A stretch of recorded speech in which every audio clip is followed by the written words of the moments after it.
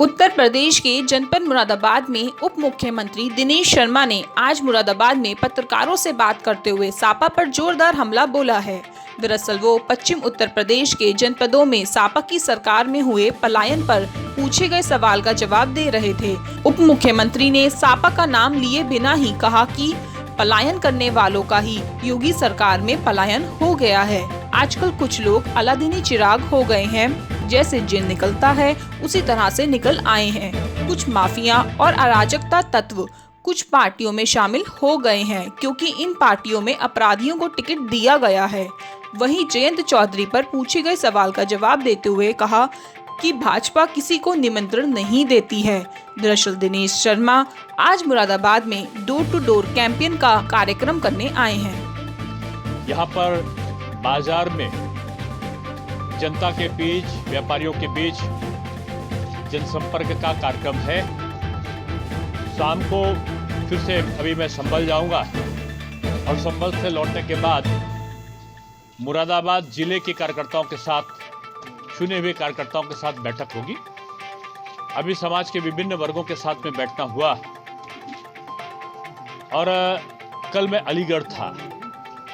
एक बात जो उभर कर सामने आई है कि भारतीय जनता पार्टी की केंद्र और प्रदेश सरकार के द्वारा जो जन जन के उत्थान के लिए काम किए गए विकास कार्य, चारों तरफ सड़कों का जाल, घर घर बिजली की कनेक्शन, गांव और शहर दोनों जगह शौचालयों का निर्माण, फॉर्म भरवाए थे 27 लाख पिछली समाजवादी पार्टी सरकार ने चुनाव के समय 2012 में, और 2700 मकान भी 5 सालों में नहीं दे पाए।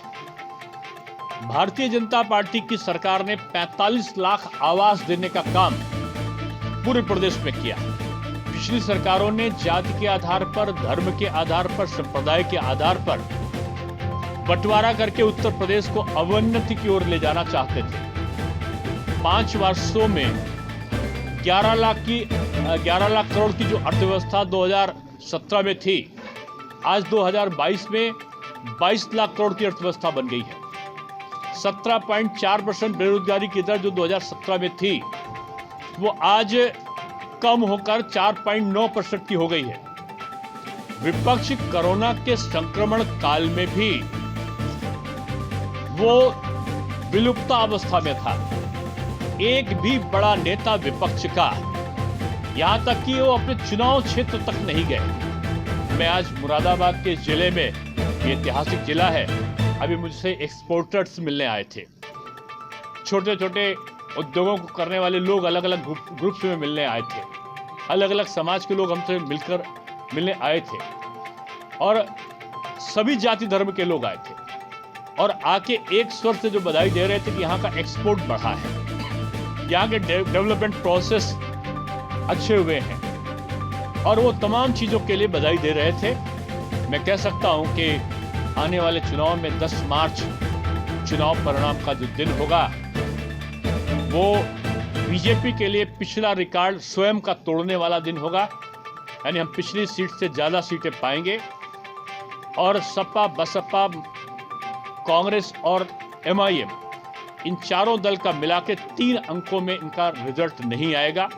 योग जो होगा 3 अंकों में नहीं होगा और बीजेपी पुनः भारी बहुमत के साथ में अपनी सरकार को बनाएगी। सर, मुनव्वर राणा ने एक बार फिर से चुनाव नजदीक आने का नाम देखते हुए उन्होंने पलायन का मुद्दा अपना कर दिया कि हम अपना फ्यूचर प्लान करने जा रहे हैं। अब देखिए, मैंने सुना नहीं किसी का, और मैं लखनऊ का हूँ, मेरे बुजुर्ग हैं, और उनको मैं कहूँगा कि जो राम राज्य की परिकल्पना है वो बीजेपी की सरकार में ही होगी, सबका साथ सबका विकास। दूसरी सरकारों में तो इस प्रकार का जो भेदभाव है वो हमेशा रहा है। इसलिए लखनऊ या उत्तर प्रदेश एक अच्छा विकास का केंद्र बने, इसकी तरफ हम आगे बढ़े। रोजगार देंगे अगर वो आएंगे तो, और जो है जो योगी सरकार की तरफ से लगातार रोजगार, आज़ादी के बाद से लगातार वही सब लोग जो है ना, उनको पूछिए सबसे कि उन्होंने जब सत्ता में रहे तो कितना रोजगार दिया। कई स्वामी प्रसाद मौर्य सहित कई भाजपा विधायक सभा में शामिल हो गए।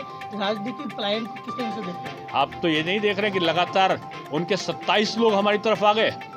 27 MLA MLC मिलाकर 27 से ज्यादा, अभी तो परसों 2 और आ गए हैं। कल 2 और आ गए हैं, तो रोज उनके लोग छोड़कर इधर आ रहे हैं। हमारे पास अगर 1-2 लोग चले गए तो ये कोई महत्वपूर्ण थोड़ी है। महत्वपूर्ण तो ये है कि उनके सारे लोग छोड़कर इधर क्यों आ गए और रोज आ रहे हैं। आरक्षण देने का आरोप लगता रहा है बीजेपी हमेशा से समाज की अच्छी छवि वाले लोगों को प्राथमिकता देती आई है। अपराधियों का भारतीय जनता पार्टी में कोई स्थान नहीं। सब करेंगे मदद। बीजेपी में मैं नहीं है ना, बीजेपी में हम है। और बीजेपी में हमेशा एक बात याद रखिएगा कि बीजेपी कार्यकर्ता बाहुल्य पार्टी है। उसमें उम्मीदवार नहीं होता कि उम्मीदवार के मिश्रा है, उम्मीदवार रितेश गुप्ता है, ये नहीं है। बीजेपी का प्रत्याशी कमल का फूल है और पार्टी का कार्यकर्ता कमल के फूल के लिए काम करता है।